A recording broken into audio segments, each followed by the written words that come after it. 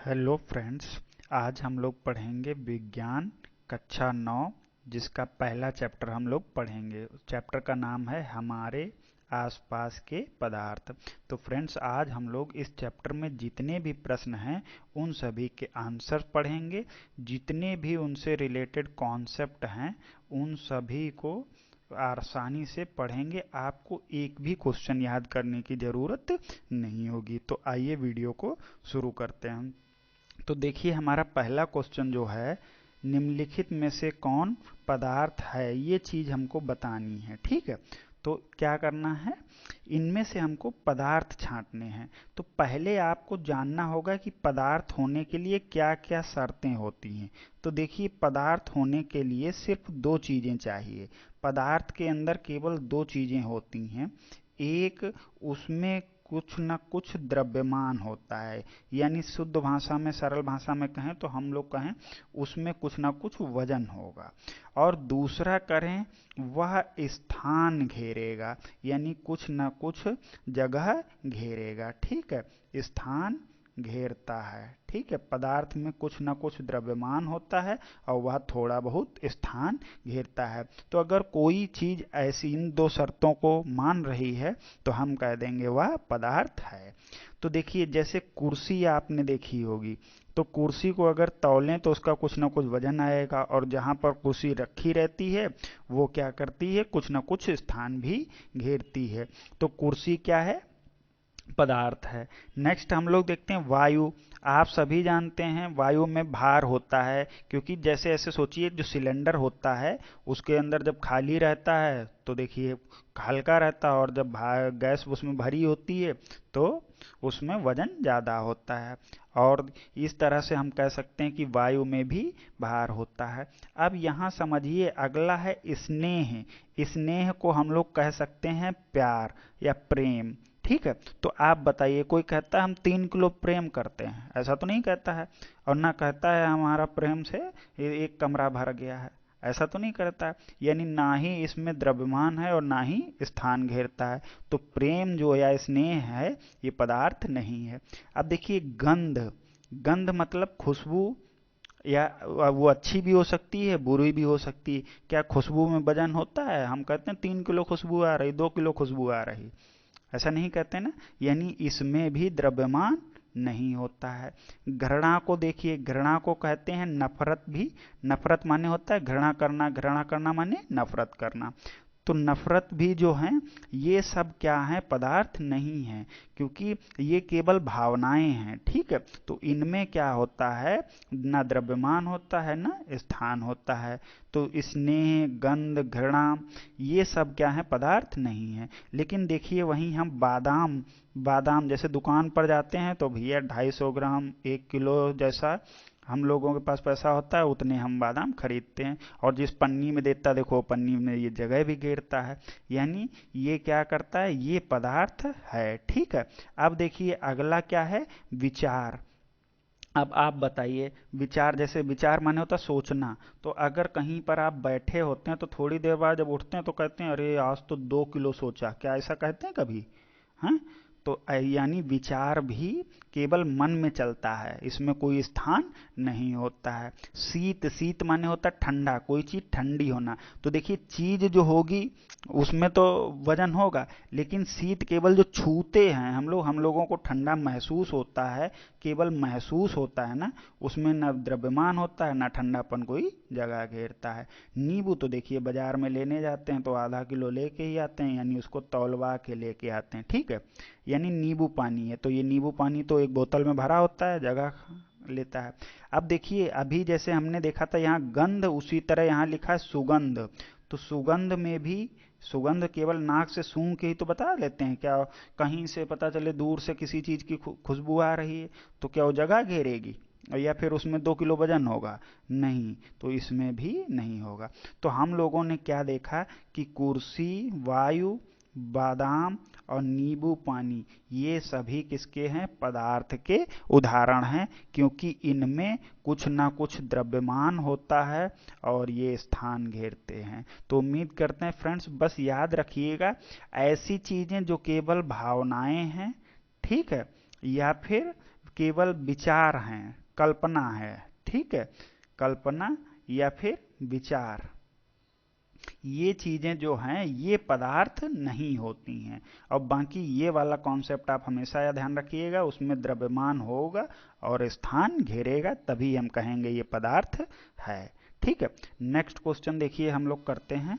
यहाँ पर आपको ये रहा क्वेश्चन, और इसमें देखिए निम्नलिखित प्रेक्षण, प्रेक्षण माने होता है जो जैसे प्रयोग करने के बाद देखा गया है, प्रेक्षण के कारण बताएं कि गर्मा गर्म खाने की गंध, एकदम कहीं बढ़िया बढ़िया गर्मा गर्म खाना तैयार हो रहा है, गर्मा गर्म खाने की गंध कई मीटर दूर से ही आपके पास पहुंच जाती है। ठीक है, ये बात समझिए, उसने कहा अगर कहीं एकदम गर्मा गर्म छोले भटूरे बन रहे हैं तो उसकी महक हम लोगों तक बड़ी दूर तक चली आती है। ठीक है, लेकिन ठंडे खाने की महक लेने के लिए आपको खुद उसके पास तक जाना पड़ता है। क्यों?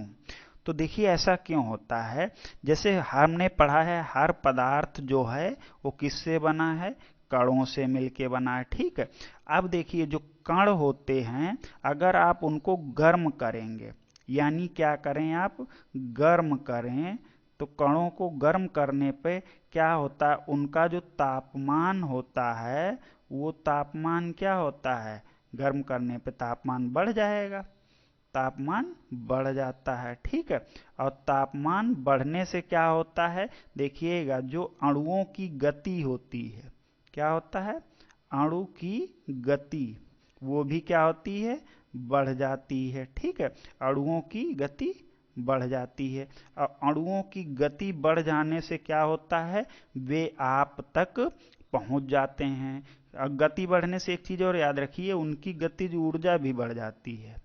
अब जिसके अंदर ढेर सारी ऊर्जा है वो तो एकदम दौड़ता हुआ आप तक चला आएगा, तो यानी उनकी गतिज ऊर्जा बढ़ गई। तो देखिए बहुत आसान सा, कण जो थे छोटे छोटे उनको आपने गर्म किया, गर्म करने के लिए उससे उनका क्या हुआ, तापमान बढ़ गया गर्म करने पे, और तापमान बढ़ जाने से अणुओं की गति क्या हो गई, बढ़ गई। अणुओं की गति बढ़ने के कारण उसकी गतिज ऊर्जा भी बढ़ गई, और गतिज ऊर्जा बढ़ गई तो वो सब इधर उधर भटकते भटकते सब जगह चले गए, आप तक पहुंच गए। लेकिन यही क्या होता है, जो ठंडे वाले कण होते हैं, अगर खाना ठंडा रखा है तो वो गर्म तो होगा नहीं, ये ठंडा है, ठंडा है तो उसका तापमान क्या होगा, कम होगा, तापमान कम होगा तो उसके अणुओं की गति भी कम होगी, और अणुओं की गति होगी तो वो ज़्यादा दूर तक जा ही नहीं पाएंगे। तो इसीलिए देखिए गर्मा गर्म खाने की गंध कई मीटर दूर से ही हमारे पास तक पहुंच जाती, क्योंकि ये देखो अब यहाँ से पढ़िएगा, क्योंकि तापमान बढ़ने पर, देखिए तापमान बढ़ाने पर गर्म खाने से जो निकलने वाली गैस है, यानी गैस के जो कण हैं, ठीक है, उनकी गति भी बढ़ जाती है। जैसे ही आप तापमान बढ़ाएंगे तो गर्म खाने में से जो महक निकलती है यानी गैस होती है, उसके जो कणों की गति भी बढ़ जाती है। अब उस गति बढ़ जाने के कारण उनकी क्या, गतिज ऊर्जा भी बढ़ जाती है, और गतिज ऊर्जा बढ़ जाती है तो वो क्या होते हैं, दूर तक पहुंच जाते हैं। जबकि ठंडे खाने की महक की तुलना में विसरण इनका तेजी से होने लगता है। विसरण माने यही होता है फैलना, चलना, ऐसे समझिए, विसरण माने होता है चलना। तो गर्म खाना जो होता है उसके कण ठंडे खाने की तुलना में तेजी से चलने लगते हैं, अर्थात गर्म गैसों का विसरण ठंडे गैसों की तुलना में तेजी से होता है। बस ये बात भी ध्यान रखिए, विसरण माने क्या बताया, चलना, यानी गर्म गैसें जो हैं विसरण, वो गर्म गैसें ठंडी गैसों की तुलना में बहुत तेजी से विसरित होती हैं या फिर चलती हैं। ठीक है, तो यही ध्यान रखेंगे कि गर्म जो खाना होता है उसके कणों का तापमान जो बढ़ जाने से उनकी गतिज ऊर्जा बढ़ जाती है और वो दूर दूर तक चले जाते हैं। ठीक है, नेक्स्ट क्वेश्चन करते हैं। ये भी देखिए बढ़िया क्वेश्चन है। इसमें हम लोग क्या देखेंगे कि जो स्विमिंग पूल में गोताखोर होता है, गोताखोर जानते हैं जो पानी के अंदर तैरते हैं, ठीक है, मछली वछली पकड़ते हैं या कोई और काम करते हैं, तो स्विमिंग पूल में गोताखोर पानी काट पाता है। ठीक है, इससे पदार्थ का कौन सा गुण प्रक्षेपित होता है। जैसे आपने देखा होगा जब कोई पानी में तैरता है तो वो अपने हाथों से पानी इधर उधर करता है, ऐसे ही तो करते हुए आगे बढ़ता है, तो उसी को कहते हैं कि गोताखोर पानी काट पाता है। अब इससे पदार्थ के कौन कौन से गुण पता लगते हैं, तो ये देखिए हमने पढ़ा है पानी के कणों के बीच की दूरी अपेक्षाकृत अधिक होती है। देखिए सबसे कम जो दूरी होती है वो किसमें होती है, ठोस में, और उससे जो जैसे ठोस में तो बिल्कुल नजदीक होते हैं, सबसे कम होती है यानी एकदम सटे हुए होते हैं, लेकिन द्रव के जो कण होते हैं वो क्या होते हैं, थोड़े थोड़े दूर पे होते हैं। ठीक है, तो पानी तो द्रव है, तो द्रव के कण जो होते हैं उनकी दूरी बीच में थोड़ी सी ज्यादा होती है, और जिसके कारण इनके बीच में थोड़ी क्या होती, खाली जगह होती है।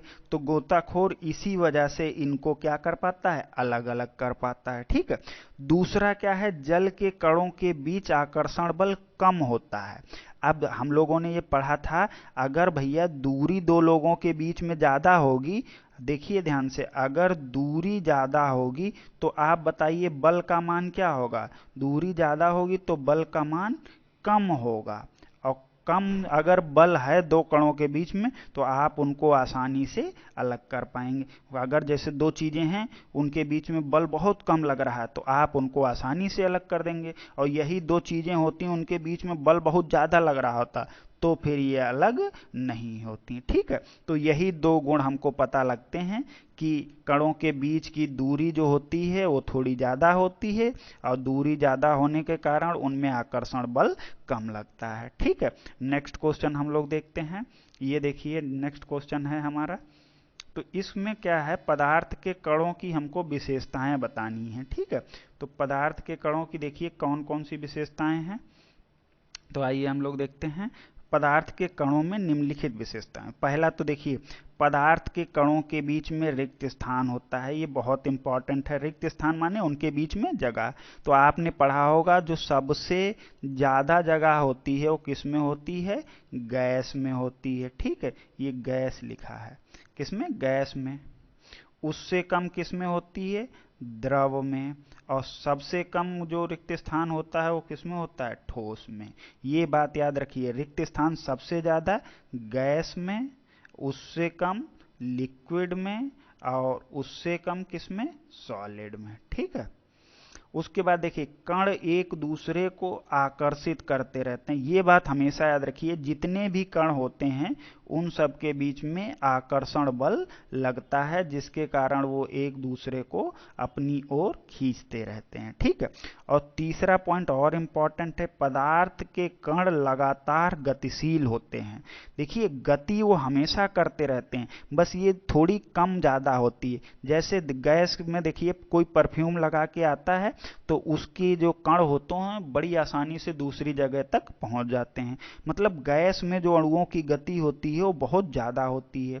उससे कम किसमें होती है, द्रव में। देखिए पानी डालिए तो पानी थोड़ी दूर तक चलता चला जाता है, और सबसे कम जो गति होती है वो किसमें होती है, ठोस में होती है। तो सबसे कम गति किसमें होगी, ठोस में। तो ये बात ध्यान रखिएगा, सबसे ज्यादा किसमें होती है और सबसे कम किसमें होती है, तो सबसे ज्यादा होगी गैस में, यही लिए गैस देखिए बड़ी दूर दूर तक इनके कण पहुंच जाते हैं, द्रव थोड़ी दूर तक चल पाता है, और ठोस के बस जो कण होते हैं वो केवल अपनी जगह पर ही उछलते कूदते हैं, इधर उधर नहीं जाते। और प्रत्येक पदार्थ बहुत छोटे छोटे कणों से बना होता है, यानी पदार्थ के कण कैसे होते हैं, बहुत छोटे होते हैं। ठीक है, तो ये था चौथा क्वेश्चन हमारा। नेक्स्ट क्वेश्चन देखते हैं, ये है नेक्स्ट क्वेश्चन। ये इसमें देखिए क्या है, किसी तत्व के प्रति इकाई द्रव्यमान, ये देखिए किसी तत्व के प्रति इकाई आयतन, किसी तत्व के प्रति इकाई आयतन के द्रव्यमान को घनत्व कहते हैं। ये सोचिए परिभाषा है घनत्व की, कि किसी तत्व के प्रति इकाई आयतन के द्रव्यमान को क्या कहते हैं, घनत्व। बस आप ऐसे समझिए, घनत्व बराबर आपको क्या याद रखना है, घनत्व बराबर होता है द्रव्यमान और बटे में आयतन। ठीक है, ये घनत्व का सूत्र है। क्या? घनत्व बराबर द्रव्यमान बटे में आयतन। अब घनत्व माने आपको समझना क्या है, ये देखिए व्यवहारिक में घनत्व कैसे पहचानेंगे। तो घनत्व क्या होता है, आप याद रखें जिसमें अणुओं की संख्या, ये देखिएगा, अणुओं की संख्या ज्यादा हो। ठीक है, संख्या ज्यादा हो, पहली बात तो ये ध्यान रखेंगे, जिसमें अणुओं की संख्या ज्यादा हो। और दूसरी बात क्या हो, अणु ज्यादा पास पास हो। अणु कैसे हो, अणु जितने पास पास होंगे उसका घनत्व उतना ही ज्यादा होगा। ये बात याद रखेंगे। घनत्व अगर ये दोनों बातें आपने समझ ली तो समझिए घनत्व का कोई क्वेश्चन गलत नहीं होगा। कैसे पहचानेंगे किसका घनत्व ज्यादा है, तो अब देखिए आपको उदाहरण लेके बताते हैं। जैसे देखिए, अगर आपको हम कहें लोहा लीजिए और साथ में पानी लीजिए, तो आप बताइए किसमें अणुओं की संख्या ज्यादा होगी। जाहिर सी बात है लोहे में ज्यादा होगी। और किसमें अणु पास पास होंगे, तो हमने पढ़ा है ना, ठोस के जो अणु होते हैं वो बहुत पास पास होते हैं। तो अब ऐसे ही आप हर चीज में घनत्व पता कर सकते हैं। तो देखिए यहाँ कई ऑप्शन दिए, एक चिमनी का धुआं दिया है, शहद दिया है, जल दिया है, चौक दी है, रुई और लोहा। तो अब आप बताइए किसके अणु सबसे ज्यादा पास पास होंगे। तो आप सबसे पहले कहेंगे किसके अणु पास होंगे, लोहे के। ठीक है, यानी लोहा ठोस हो गया। उसके बाद देखिए चौक जो है, चौक भी ठोस होती है, तो लोहे से कम ठोस होती, तो यानी लोहे के बाद हम क्या लिख देंगे, चौक लिख देंगे। ये देखिए ठोस वाले हो गए। अब देखिए ये हमारा लोहा हो गया, ये चौक हो गई। अब ठोस से कम घनत्व किसका होता है, द्रव का। तो द्रव इसमें देखिए दो दिए हैं, एक शहद दिया है और जल दिया है। तो आप बताइए किसमें अणु ज्यादा पास पास होते हैं, शहद में, इसीलिए तो शहद गाढ़ा होता है। तो अब हम क्या लिख देंगे, शहद लिख देंगे। और शहद से कम किसमें होता है, जल में। ठीक है, ये हमने लिख दिया। अब बताइए, उसके बाद बताइए रुई के बारे में। रुई और धुएं में आप देखेंगे जो रुई के अणु हैं वो और पास पास होते हैं। अब उसके बाद गैस में होते हैं। ठीक है, तो ये क्रम आप ध्यान रखेंगे। और घनत्व की पहचान के लिए यही ट्रिक है कि जिसमें अणुओं की संख्या ज्यादा हो और उसके अणु पास पास हो, तो समझ जाइएगा उसका घनत्व क्या होगा, ज्यादा होगा। ठीक है, आइए अब नेक्स्ट क्वेश्चन करते हैं। तो फ्रेंड्स, इस पार्ट 1 में हम लोगों ने क्या देखा है, पार्ट 1 में हमने 1 से लेके 5 तक क्वेश्चन जो बुक में दिए हैं उनको हमने सॉल्व किया है। और ये जो नेक्स्ट क्वेश्चन है इसको हम लोग नेक्स्ट पार्ट में देखेंगे। तो अगर आपने अभी तक चैनल को सब्सक्राइब नहीं किया है तो इसे सब्सक्राइब कर दें, जिससे अगले वीडियो का नोटिफिकेशन सबसे पहले आप तक पहुंचे। ठीक है, धन्यवाद।